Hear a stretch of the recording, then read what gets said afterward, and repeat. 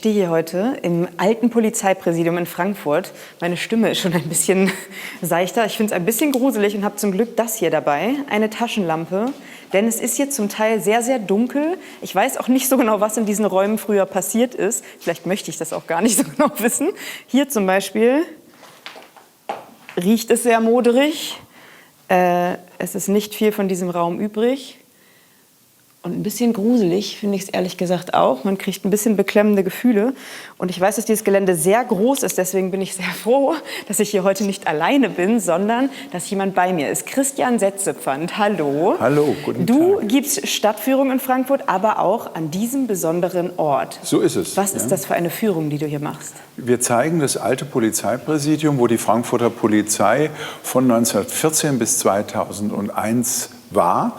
Und wir zeigen dieses leere Haus, heute heißt es Lost Space, also ein Ort, der verloren ist, wo nichts mehr ist, wo die Leute nicht mehr arbeiten, wo aber immer noch Räume mit Atmosphäre und Geschichte sind. Lost Space ist ja ein gutes Stichwort, ist auch in den sozialen Netzwerken ein sehr viel genutzter Hashtag. Hobbyfotografen finden das ganz toll.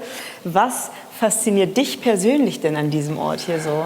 Ja, diese ganzen Atmosphären, die einem die Fantasie sofort bereitet, die das Haus öffnen in einer besonderen Weise, wo man sich vorstellen kann, was hier passiert ist über fast 100 Jahre, was die großen Kriminalfälle der Stadt gewesen sind, wie die Polizei hier gearbeitet hat, in Frankfurt, wo ja immer viel los gewesen ist. Also von daher ist das schon ein spannender Ort, der einfach eine ganz eigene Geschichte hat, die auch Frankfurter Geschichte ist. Und ich möchte natürlich auf jeden Fall unbedingt neben dieser großen, beeindruckenden Eingangshalle auch noch die Zellen sehen. Geht's da hoch zu den Zellen? Wir gehen da hoch und gehen in diese kleinen Zellen, die wir uns gleich zusammen anschauen werden, die eine besondere Atmosphäre haben, über die man eigentlich sagen kann, da waren alle großen Frankfurter Kriminellen drin. Also jeder, der irgendwas ausgefressen hat, der war da.